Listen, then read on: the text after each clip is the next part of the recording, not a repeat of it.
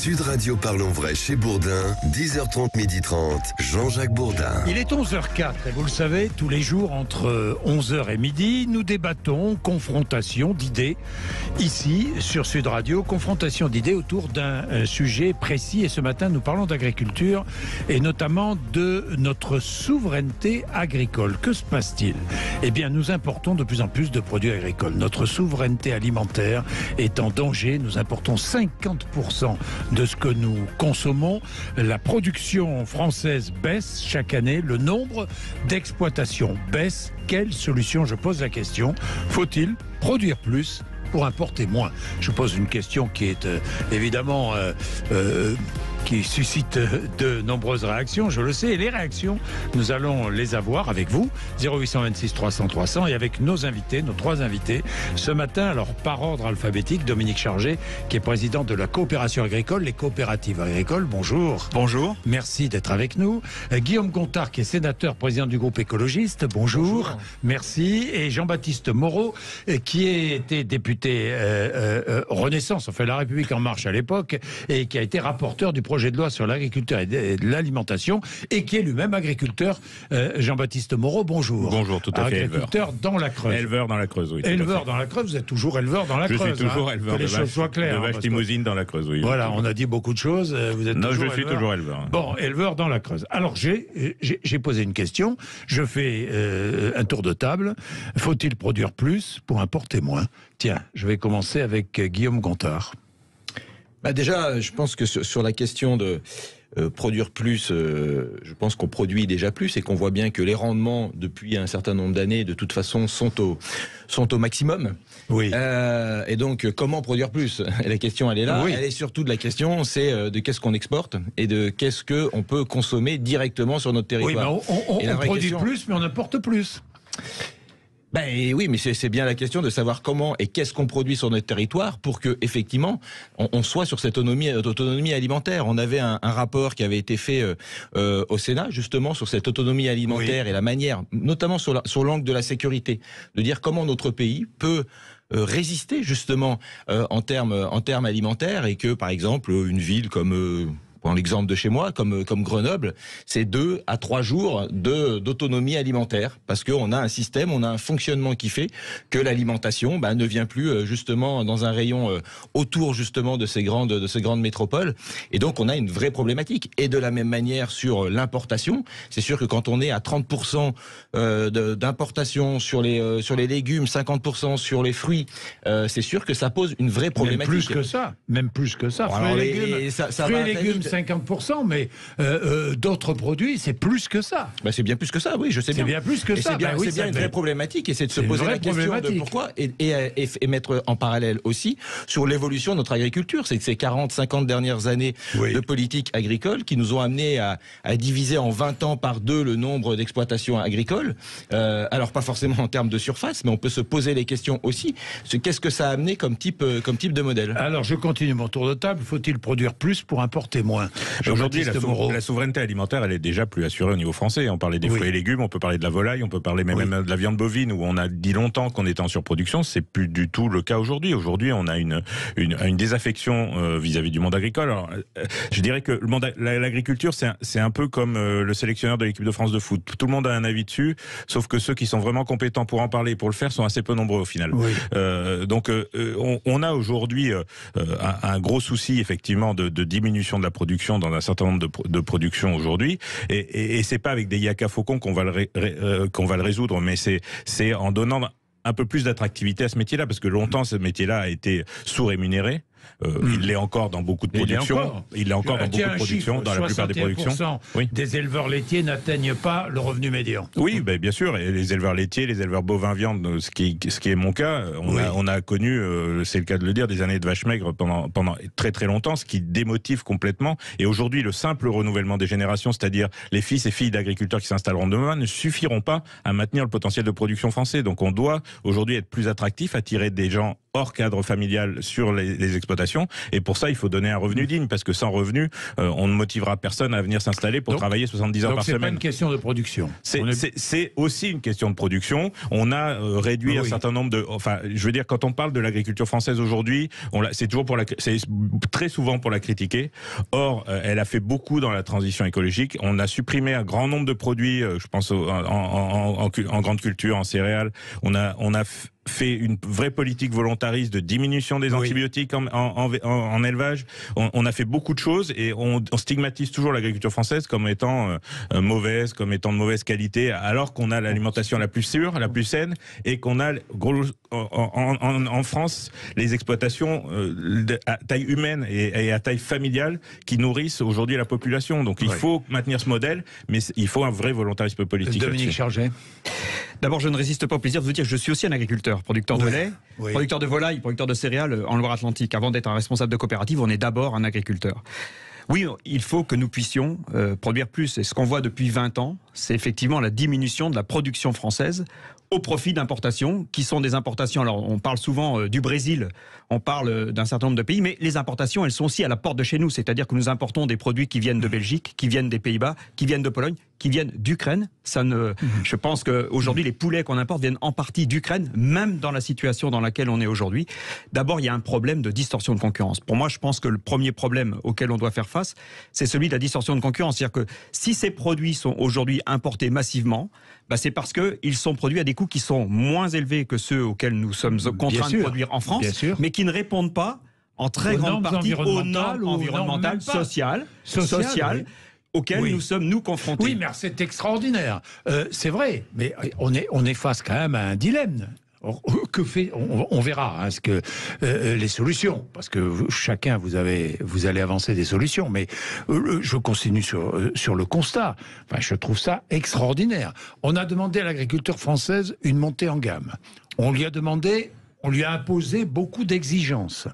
Malgré cela, on importe de plus en plus, et on importe de plus en plus des produits qui sont de moins bonne qualité. Enfin, c'est quand même ubuesque, cette situation. Alors, ça fait effectivement partie des contresens dans lesquels nous nous sommes engagés. Contresens dans le sens où la montée en gamme a été interprétée comme le haut de gamme, très haut de gamme. En revanche, ce que nous devons faire aujourd'hui, c'est réussir à nourrir toutes les populations françaises, et même, j'allais dire, en partie européennes. Donc, y compris les endroits où nous importons beaucoup aujourd'hui, notamment la restauration hors domicile. En restauration hors domicile, les chiffres que vous donnez, par exemple, 80% des poulets que nous consommons aujourd'hui en restauration hors domicile sont des poulets importés. 80% des légumes, sont moins chers. Parce qu'ils sont moins chers, parce qu'ils répondent à un besoin d'alimentation auquel nous ne sommes pas en capacité de répondre, nous, aujourd'hui, producteurs et acteurs français.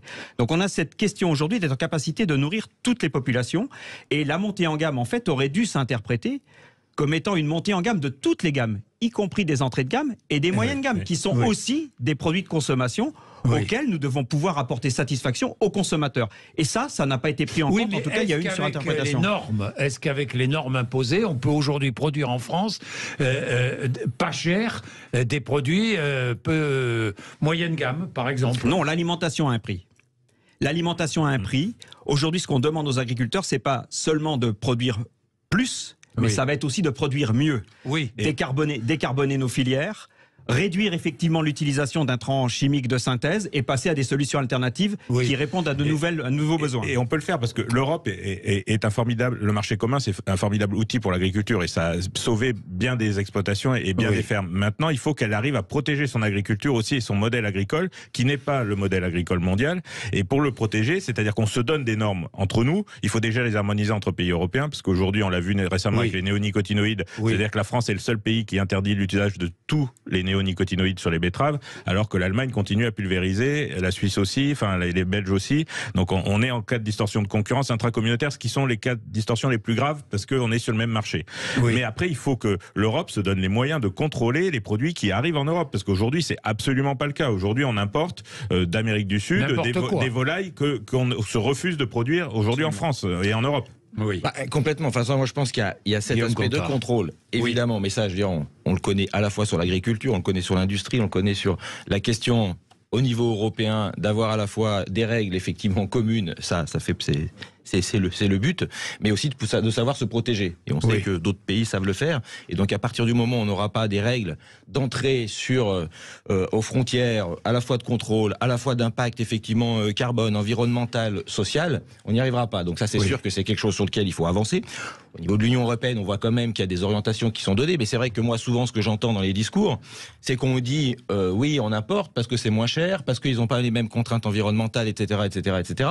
Mais un petit peu j'entends derrière ça, en gros il faudrait qu'on fasse pareil, quoi. Et donc il faudrait qu'on redescende. Moi je pense que ça serait une grave erreur et que c'est au contraire, c'est que effectivement on a un vrai travail de transition de l'agriculture en France, et ça c'est un travail politique. Enfin, je veux dire, c'est une orientation.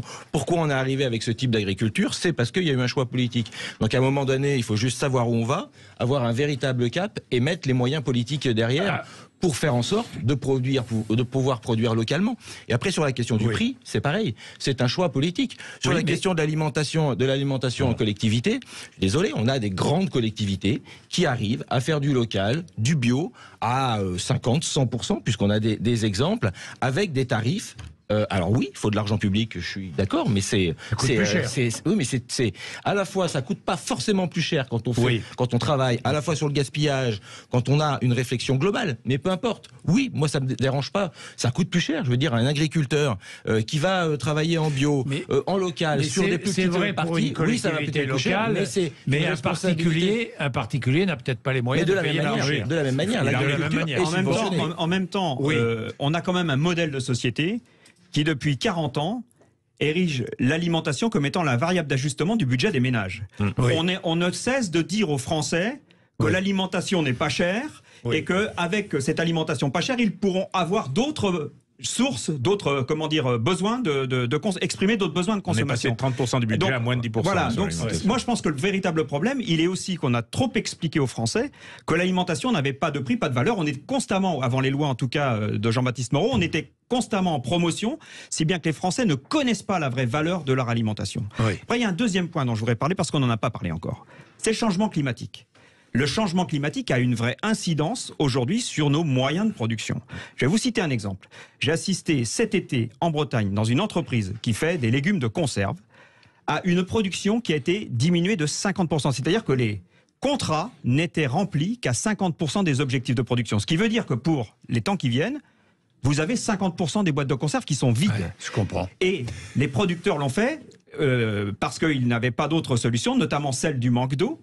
Et aujourd'hui, ces producteurs, et ça revient quand même au modèle dont on parlait, vont faire d'autres choix que ceux de la production de légumes. C'est-à-dire qu'ils vont convertir leur production dans d'autres productions qui répondront moins à un besoin immédiat d'alimentation. Je vais revenir là-dessus sur les légumes parce que je voulais prendre en exemple les légumes. Il est 11h10, on va le faire tout de suite après cette page de pub, il est 11h17.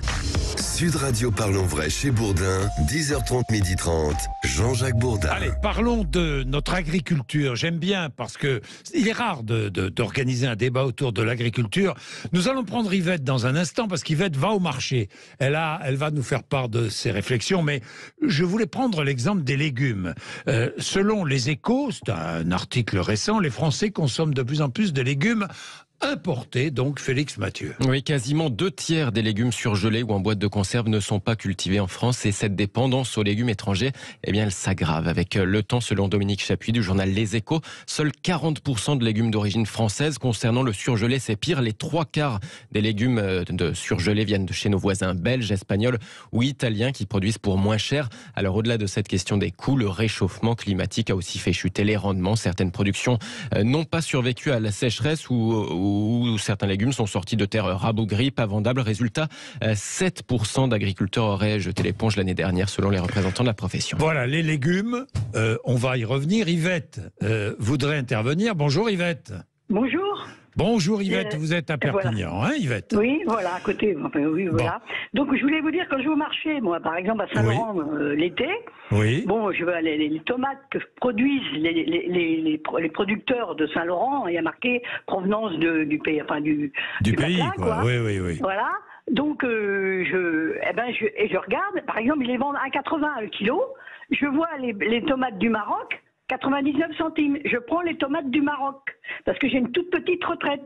Voilà. Tant pis si je mange moins bien. Et j'ai vu, je peux vous le dire vite fait, sur l'almanach Bermo de 2020, il y a marqué, car figurez-vous que les fruits et légumes produits localement sont soumis à une taxe spéciale, alors que ceux qui viennent en avion allègrement n'ont pas de taxe spéciale. Non mais Yvette, non, vous croyez ça? Non, je crois pas, Yvette. C'est l'Union européenne qui l'a voté. Non, ça Yvette, je sais pas qui vous a raconté ça, mais c'est une bêtise. Non, mais c'est certain que les légumes produits localement sont plus chers que les produits importés. C'est pas à cause de l'Union européenne que les légumes produits localement sont plus chers. C'est à cause du coût de la main-d'œuvre. C'est à cause du coût, voilà. Coût de la main-d'œuvre, des produits phytosanitaires qui sont utilisés là-bas, qui sont interdits chez nous aujourd'hui. Et dans certaines productions, on est d'ailleurs dans des situations d'impasse où on n'a plus de produits qui luttent contre certaines maladies en France et en Europe. Donc, d'où l'abandon d'un certain nombre de productions aujourd'hui. Je pense aux fruits à coque et les noix ou autres qui posent un certain nombre de problèmes aujourd'hui dans la culture.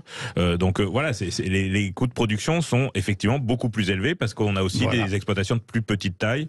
Voilà, donc ça c'est. Mais comment font les Italiens, les Espagnols et les. L'eau, voilà, j'allais vous en parler. L'eau, par exemple. Est une vraie donnée aujourd'hui évidemment indispensable et très controversée. Mais aujourd'hui, on sait par exemple que l'Espagne irrigue 18% de ses surfaces parce qu'ils ont pris le problème avec l'importance qu'il avait, alors qu'en France, on irrigue aujourd'hui que 6% de nos surfaces. Et on a un vrai problème. Les légumiers dont je vous parlais tout à l'heure en Bretagne, leur principal problème l'été dernier a été le manque d'eau. Bon, alors, on n'irrigue pas assez. C'est une vraie question. On n'irrigue pas assez, alors. La question vous, sénateur écologiste. Justement, la question sur l'irrigation, effectivement, ça a été rappelé pour remettre un petit peu les choses dans l'ordre, parce que souvent on a l'impression, c'est qu'effectivement, c'est 5% des surfaces qui sont irriguées en France. Mais la vraie question, c'est sûr que pour le maraîchage, évidemment qu'il faut de l'eau. Évidemment qu'il faut irriguer. Mais toute vie, animale et végétale, il n'y a pas de vie sans eau. Oui, mais je suis beaucoup moins sûr, justement, dans notre orientation et dans notre modèle agricole, si on prend l'exemple du maïs, qui est par exemple très gourmand en eau, sur le fait de pourquoi on a de si grandes surfaces de maïs, et ça va avec le modèle aussi élevage, etc., sur lequel on pourrait avoir d'autres manières de faire, pour privilégier effectivement l'eau, sur le maraîchage, c'est évident. Mais on a aussi une visibilité à avoir. Moi, pareil, je suis tout à fait d'accord sur la question de la science. Effectivement, il faut qu'on écoute les scientifiques. Dernier rapport qui est sorti sur les glaciers. Je suis dans un territoire assez concerné, en Isère. C'est, à l'échelle mondiale, disparition de 80% des glaciers sur les prochaines décennies. Et quand on regarde de près, en France, c'est en gros, allez, peut-être qu'il restera un petit bout de glacier sur le Mont Blanc, et puis voilà quoi. Derrière, c'est quoi les glaciers? C'est notre réserve en eau, c'est notre ressource en eau. Donc si on n'a pas une vraie vision globale sur à la fois effectivement comment on gère cette eau-là, moi je le vois sur les alpages sur mon territoire, oui cette année on a des brebis qui sont descendues beaucoup plus tôt. Pourquoi? Parce qu'il y avait des manques d'eau. Donc oui il y a des adaptations à faire, mais attention à ne pas faire n'importe quoi et avoir une vision justement sur plusieurs décennies sur comment on va avoir cette ressource en eau. Et cette ressource en eau, elle sera évidemment gérée aussi par le type d'agriculture qu'on met en place et de justement en travaillant sur cette autonomie alimentaire. Et puis après, je pense qu'il faudrait revenir sur ce que disait Yvette sur la question du pouvoir d'achat. C'est-à-dire que moi, je comprends tout à fait Yvette. Déjà, c'est bien, elle va sur le marché, elle achète des produits frais. C'est bien. Mais je veux dire que entre un prix de tomate qui est 2 fois moins cher, c'est difficile de dire à un consommateur non, il vaut mieux prendre, même si c'est le producteur local, même si on le connaît, etc., etc. Parce qu'à un moment donné, voilà. Oui, mais enfin, alors c'est sûr qu'il y a 99 centimes l'été à 1,90 €. Il y a évidemment la part de l'alimentation. C'est du simple dans le budget global, mais c'est aussi à se poser la question, c'est comment on peut mieux accompagner, parce que derrière ça, il y a une question de santé. C'est-à-dire qu'entre les tomates, effectivement, qui sont venues, je sais pas si c'est d'Espagne ou du Maroc, qui ont des produits phytosanitaires qui ont été produits dans des conditions particulières. Il y a un impact à la fois social, il y a un impact sur la santé, et cet impact sur la santé et sur la manière dont on se nourrit, il est particulièrement important. Parce que ça, c'est des économies aussi à long terme. Bien, Jean-Baptiste Moreau.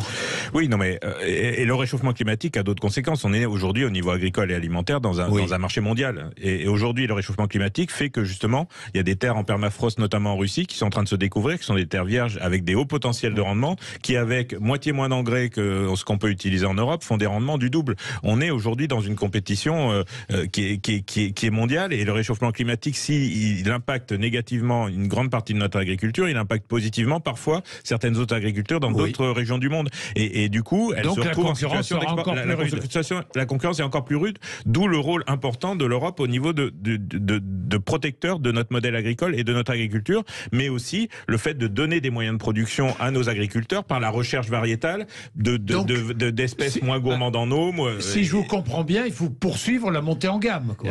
Non, oui, pas que. Avec cette concurrence, il faut poursuivre l'adaptation. Il faut poursuivre l'adaptation de notre agriculture et j'allais dire de notre modèle de production globalement, parce que les conséquences dans la durée de ce qui s'est passé, par exemple, sur les légumes cet été en Bretagne, de ce qui est en train de se passer probablement sur la betterave et le sucre, avec une distorsion de concurrence qui est en train de naître, font que notre industrie, dire l'outil intermédiaire indispensable, l'industrie agroalimentaire entre l'agriculture et l'alimentation, elle risque de disparaître. Si la production n'est plus assurée, la production agricole, cette industrie va disparaître. Et ça engendre dans la durée des importations qui vont augmenter. Pour nous, c'est un vrai sujet.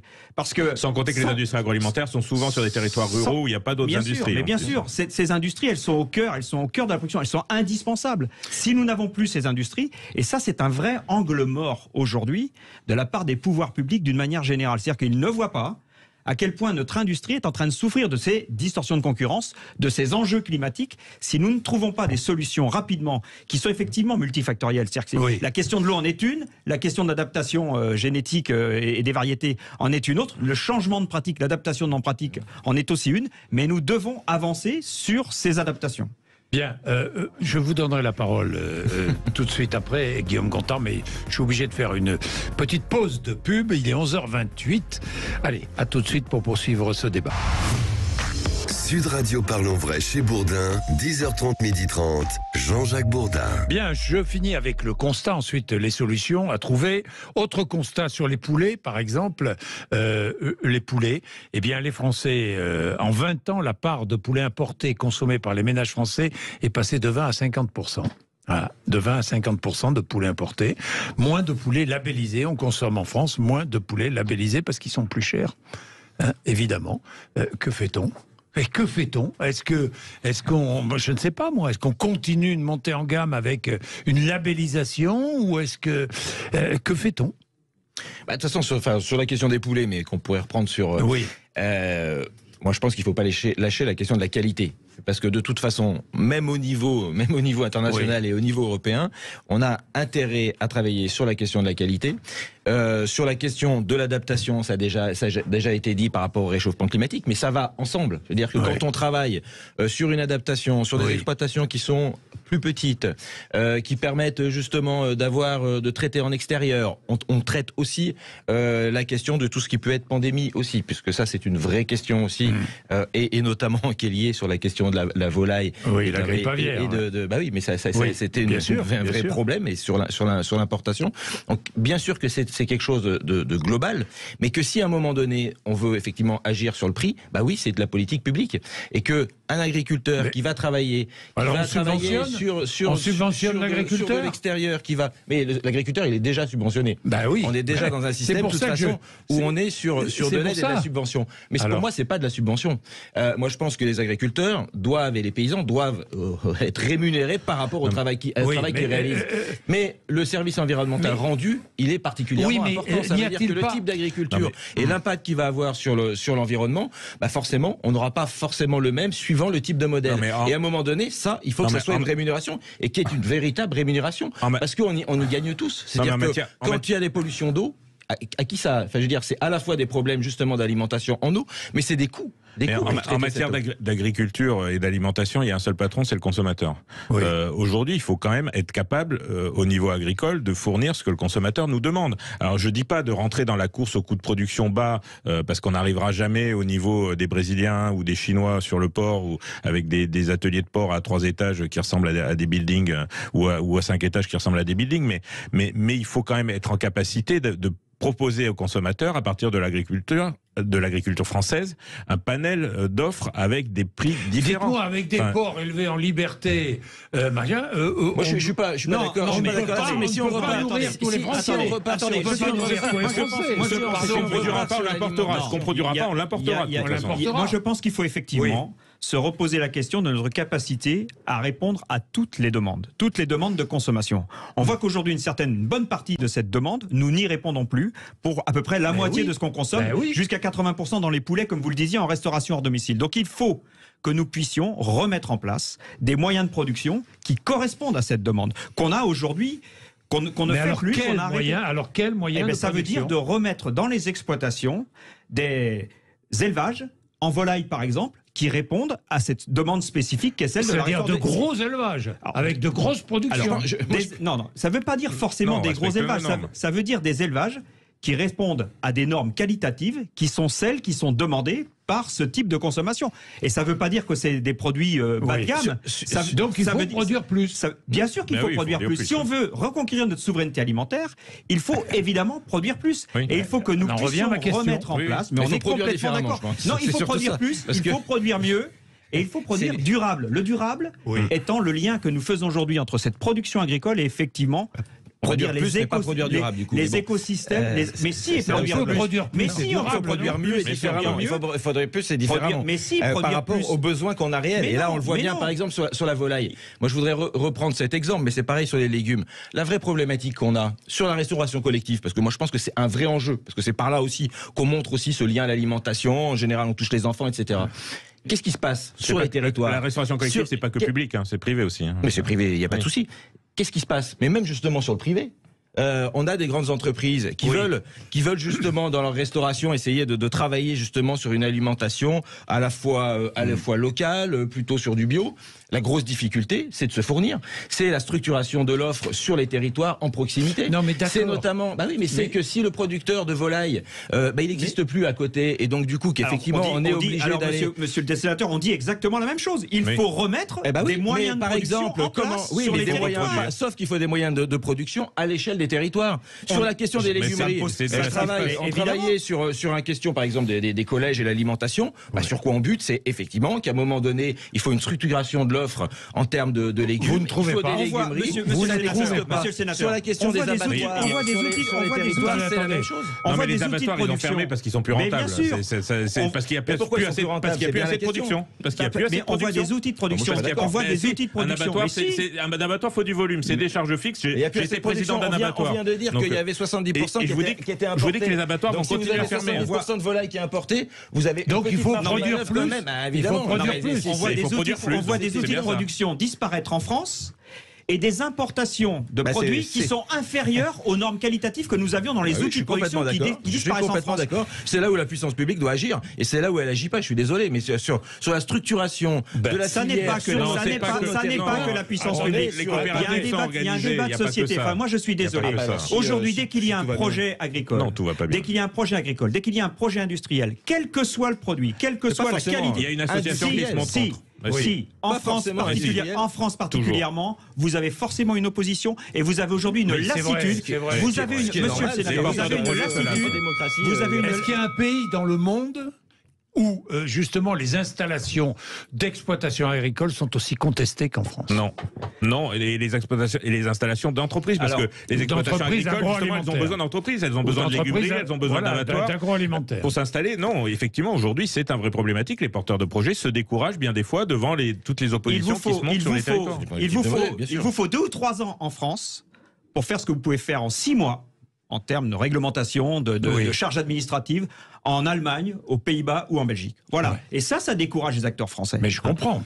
Non seulement ça décourage les acteurs français. Ce que je vois sur les territoires, alors on n'est peut-être pas effectivement sur de l'industriel, je suis d'accord, mais sur la structuration de l'offre à l'échelle d'un territoire, sur des abattoirs, des petits abattoirs par exemple, et d'arriver à les conforter, c'est un vrai problème, justement, à la fois d'aide publique, à la fois de vision globale. Moi j'ai un vrai problème avec le small is beautiful, parce que les petits abattoirs, c'est souvent eux qui se font épingler sur le bien-être animal, et c'est souvent pas les outils industriels d'abattage. Peut-être, mais moi je vois pas le rapport. Moi je pense qu'on est dans l'excès. On est dans l'excès sur l'opposition des modèles. On est dans l'excès. Si vous voulez, enfin pour moi, moi, le fait que ça soit à taille humaine, c'est aussi local. Oui, mais si on est en train de réfléchir en autonomie, la taille humaine, notre alimentation sur notre territoire, monsieur le sénateur, c'est quelque chose. Enfin, moi, je ne sais pas de quoi on parle quand on parle de taille humaine. Moi, ce que je sais très bien, parce que quand on a une question comme la pandémie qu'on vient de vivre, on commence à se réapercevoir en fait de ce que c'est la taille humaine et de quelle manière on peut produire. On est tous d'accord sur le fait que l'humain doit privilégier.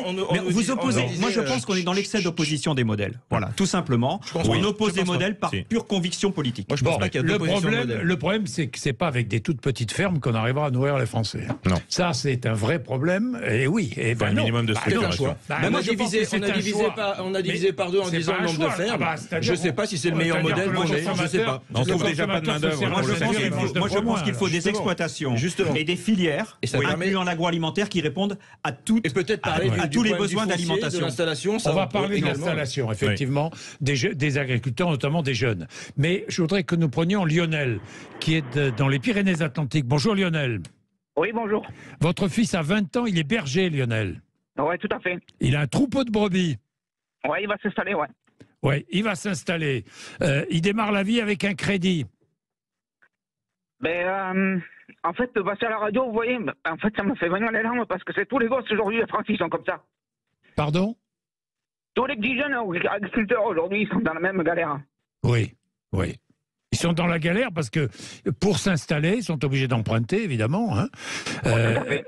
C'est ça, hein, Lionel? C'est la maladie de la France aujourd'hui.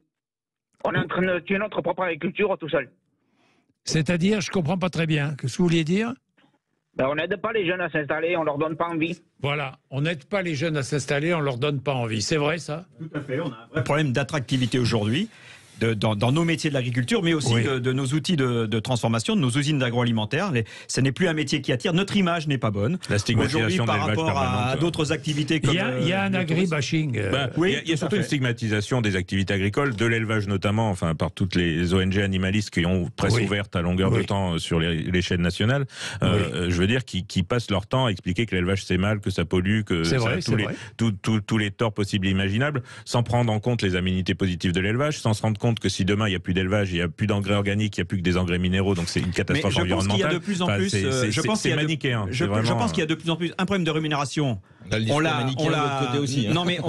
évoqué, le problème de la rémunération, mais je pense qu'il y a un problème aussi lié au risque. Nous sommes aujourd'hui dans un métier sur lequel nous avons de plus en plus de risques. On a parlé du risque climatique, on pourrait parler du risque marché, on pourrait parler du risque sanitaire. Et ce risque est de plus en plus insupportable pour les agriculteurs. Et j'allais dire insupportable dans le sens où ils ne peuvent plus y faire face. Et ce qu'on disait tout à l'heure par rapport aux légumiers, j'y reviens parce que l'exemple est quand même emblématique.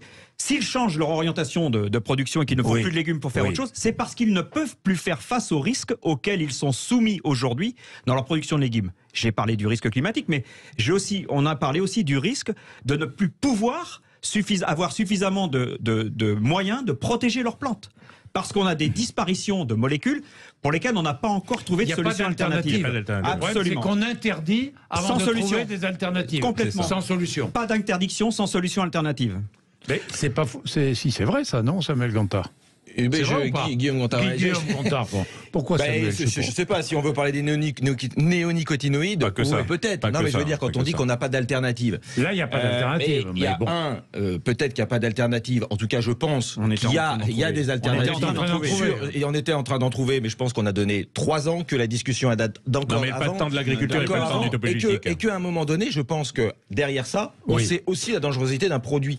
1200 études, vous parlez des scientifiques qu'il fallait écouter. Oui, mais est-ce qu'on peut accepter là? Moi, je prends l'exemple du chlordécone. Moi, je veux bien. Le chlordécone aux Antilles. C'est une autre époque. Non, mais c'est une autre époque qu'on est en train de vivre aujourd'hui. Ça veut dire que les aspects sanitaires, ils sont aujourd'hui. Monsieur Gontard, sur la betterave, on mène pas la plante à fleurs, donc il n'y avait pas forcément ce risque avéré. Mais vous savez très bien. Vous avez raison sur le. Non, mais vous avez raison sur le fait. Vous avez raison sur le fait qu'on doit faire évoluer ces pratiques. On était aujourd'hui orienté, on est d'ailleurs aujourd'hui très bien qu'à un moment donné, si on ne le dit pas, monsieur, stop. Le stop, on le connaissait. 3 ans. Le stop, on le connaît. Non, on a eu 2 ans. Non, mais ça fait 2 ans. Il devait y avoir 3 ans. On supprime la 3e année. Ce qui veut dire qu'on aura probablement un problème de timing, enfin en tout cas de capacité à pouvoir aboutir, et qu'on va décourager des producteurs et probablement mettre à mal une filière. Et demain, on importera plus de sucre. C'est ça que ça veut dire. Et on va fermer des usines en France. Et on va mettre des gens au chômage. Oui, mais ça, c'est l'argument. Je veux dire, à un moment donné, si on a un produit dangereux qui est avéré, c'est pas moi qui le dis, je veux dire, à un moment donné, on a 1200 c'est pour ça qu'on a supprimé depuis 2015 la pulvérisation. C'est la responsabilité. Moi, je me rappelle, on avait déjà supprimé la pulvérisation. Qui nous disait. Oui. C'est elle qui l'a supprimé avec la loi biodiversité en 2015, la pulvérisation du néonique. Et c'est là qu'est le danger. Le néonique en pulvérisation était un danger pour les insectes, on est d'accord, mais en enrobage de semences, il ne présente aucun danger sur la... 11h44, on ne va pas faire le débat sur les néonicotinoïdes. Non, parce que je voudrais que nous terminions... Cela dit, c'est vrai qu'interdire sans alternative l'usage de certains pesticides, ça pose problème. Et c'est vrai que les normes environnementales qui sont nécessaires, mais qui en même temps peuvent être un frein à notre agriculture. Bon, on va parler de ça. Et puis, je voudrais quand même revenir sur l'installation des agriculteurs et sur comment faire, parce qu'il y a de moins en moins d'exploitation dans ce pays aussi. Il est 11h45. Sud Radio Parlons Vrai chez Bourdin, 10h30, 12h30, Jean-Jacques Bourdin. L'agriculture, la souveraineté alimentaire de la France, des solutions pour la garantir, évidemment. Il y a, certains disent, bon, c'est des petites solutions, pérennisation des exonérations de cotisations sociales pour les saisonniers, ça concerne certains agriculteurs, pas tous peut-être, ne pas interdire sans alternative l'usage de certains pesticides, ça on en parlait. Quelle autre solution? Je pense qu'il faut mettre en place des outils de portage de foncier et de capital. Parce qu'aujourd'hui, en agriculture... C'est-à-dire un portage de foncier? C'est-à-dire qu'un agriculteur hors cadre, par exemple un urbain ou quelqu'un qui n'est pas issu du monde agricole, qui veut s'installer, il a des besoins d'investissement. Soit il faut qu'il rachète de la terre, c'est-à-dire du foncier, soit il faut qu'il rachète un élevage, c'est-à-dire il faut qu'il rachète des vaches ou des brebis, ce qui nécessite des quantités de capitaux importantes. C'est ce que nous disait notre auditeur qui, son fils, est obligé d'emprunter pour son troupeau de brebis. Ça nécessite des capitaux considérables avec une rentabilité de ces capitaux qui est très faible. On est sur des rentabilités aujourd'hui. Alors comment faire? Et les banques ne suivent plus. Comment faire? Il faut inventer des outils de portage de capitaux et des outils de portage pas que de foncier, parce qu'on a beaucoup de fermage de capitaux en général, de capitaux pour l'élevage, c'est surtout du capital. On a aujourd'hui des capitaux qui sont importants dans les exploitations agricoles. Il faut qu'on trouve d'autres formes de transmission que celle de se racheter le capital de génération en génération. Mais on a des plans pour tout. On a des plans pour tout, mais pardon de nous dire, mais dans l'agriculture, je trouve qu'il y a pas... Moi, je pense qu'il y a un sujet majeur. Il y a un sujet, au mois de juin. Il y a un sujet majeur aujourd'hui. On a parlé effectivement de la nécessité de se mettre dans les transitions agroécologiques, de changer nos pratiques. Il y a un vrai sujet de l'accompagnement de ces transitions agroécologiques. Parce qu'on avait construit un modèle historiquement sur les 40 ou 50 dernières années, dans lequel les modèles de production, les itinéraires, étaient fiabilisés par beaucoup de mécanisation, beaucoup de chimie. Si on sort d'un modèle qui fait moins usage de chimie et qui doit passer à un modèle de solution alternative agroécologique, on va avoir à remettre en production, à remettre en technique de production des sujets pour lesquels les agriculteurs ne sont pas forcément formés, pour lesquels il va y avoir beaucoup d'expérimentation à faire, de recherche évidemment, on en a parlé, de recherche, d'innovation, mais aussi de déployer cette recherche au niveau des exploitations et les accompagner va être un enjeu majeur demain. Et là, il y a aussi un angle mort dans la façon dont on convertit 400 000 exploitations globalement aujourd'hui à 400 000 solutions d'un écosystème particulier. Ça, c'est un sujet important. Je comprends. Je suis assez d'accord avec ça. Sur la question de la formation, c'est effectivement, si on veut changer le modèle, il y a nécessité d'accompagner à travers de la formation. Après, c'est sûr que ce changement de modèle, il va plutôt être créateur d'emplois. Mais ça veut dire qu'il va être plutôt... On va avoir besoin de main-d'œuvre. Et donc ça, c'est une vraie question sur comment on l'organise, comment on la paye et comment on met ça en application. Et puis sur la question de l'accès au foncier, parce que ça, je pense que c'est un enjeu vraiment primordial. C'est qu'actuellement, quand on voit ce qui s'est produit dans les 10 dernières années, oui, on a eu un agrandissement des exploitations, mais au détriment du nombre d'exploitations. Ça, c'est une vraie question qu'on doit se poser. C'est comment, justement, quelqu'un qui n'est pas issu du monde agricole, mais qui veut s'installer, comment il peut y accéder. Et là, pour moi, la place aussi des territoires et des collectivités est particulièrement importante. On a des exemples qui sont assez frappants. Et quand des collectivités, que ce soit à l'échelle de l'intercommunalité, que ce soit à l'échelle du département, agissent sur le foncier, que ce soit par de l'acquisition, que ce soit du lien entre justement le porteur de projet et l'accès, on arrive à réinstaller des agriculteurs, des paysans et des paysannes. Moi, je pense pas que ce soit au pouvoir public pour le coup d'acheter du terrain, vraiment. Et on va dans nos zones d'élevage aujourd'hui, le problème va pas être d'acquérir du terrain. Non mais je suis d'accord, mais enfin l'agriculture se limite pas qu'à l'élevage. Je suis d'accord, mais sauf que dans nos terrains d'élevage, on va vers une déprise agricole aujourd'hui, c'est-à-dire qu'on a du terrain qui va repartir à la friche, puis à la forêt, parce que la végétation naturelle, c'est pas la prairie, contrairement à ce que certains disent parfois.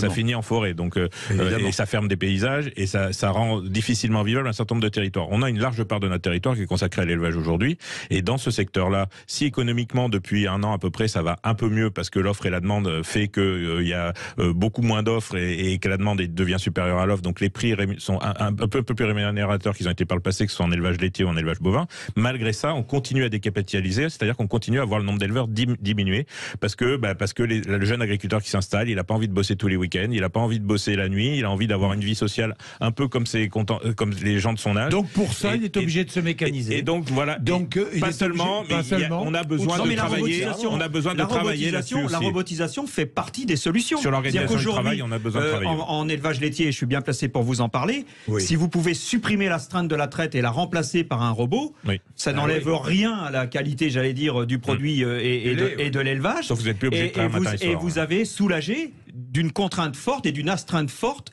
le métier qui aujourd'hui est un métier sur lequel on cherche aujourd'hui du renouvellement de génération. Et notre risque aujourd'hui, c'est de ne plus avoir suffisamment de lait dans un horizon, j'allais dire, de 10 à 20 ans, si on n'est pas capable de renouveler les générations. Donc la robotisation dans nos élevages, la robotisation aussi dans nos outils de production. Le lait, c'est un peu autre chose parce que c'est vrai que les éleveurs laitiers, beaucoup n'atteignent pas le revenu médian, mais les grands du lait, eux, gagnent beaucoup d'argent quand même. Je pense à Lactalis. Hein. Alors moi, je ne sais pas si...